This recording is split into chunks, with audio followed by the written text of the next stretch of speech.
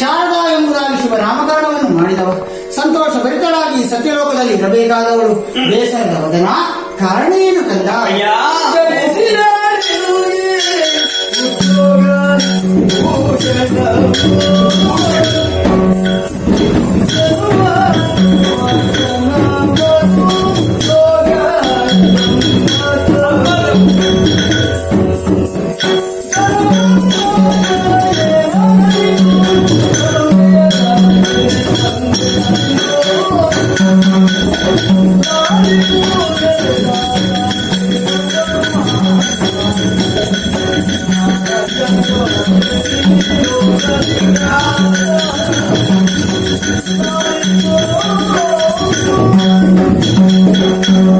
ಅಪ್ಪಯ್ಯ, ಬಂಧಿಸಿಕೊಂಡಿದ್ದೇನೆ. ನಿಮ್ಮ ಕಾರ್ಯ ಸೃಷ್ಟಿಯ ಕಾರ್ಯ. ಅದೆಷ್ಟೋ ಜೀವರಾಶಿಗಳನ್ನು ಸೃಷ್ಟಿಯನ್ನು ಮಾಡುತ್ತೀರಿ.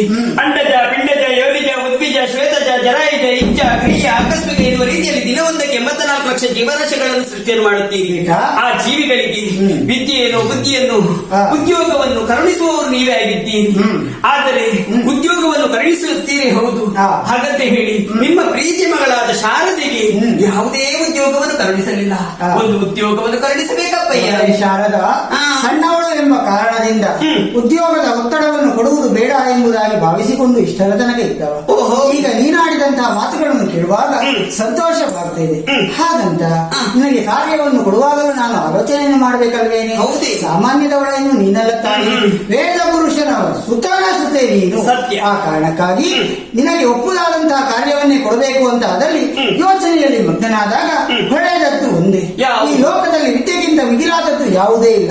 ಆ ವಿದ್ಯೆಗೆ ಮೂಲ ಯಾವುದು ಎಂಬುದಾಗಿ ನೋಡುವಾಗ ವಿರಾಟ್ ವಿಶ್ವಪುರುಷನ ಮುಖವಾಣಿಯಿಂದಲೇ ಹೊರಬಂದಿರುವಂತಹ ವೇದಗಳು. ಆ ವೇದಗಳಿದೆ ಅಧಿದೇವತೆಯಾಗಿ ವಿದ್ಯಾ ಶಾರದಾ ವಿದ್ಯಾ ಸರಸ್ವತಿಯಾಗಿ ನೀನು ಈ ಲೋಕವನ್ನು ಉಳಿಸು. ಹೋಗು ಮಗಳೇ. ಶಾರದೆ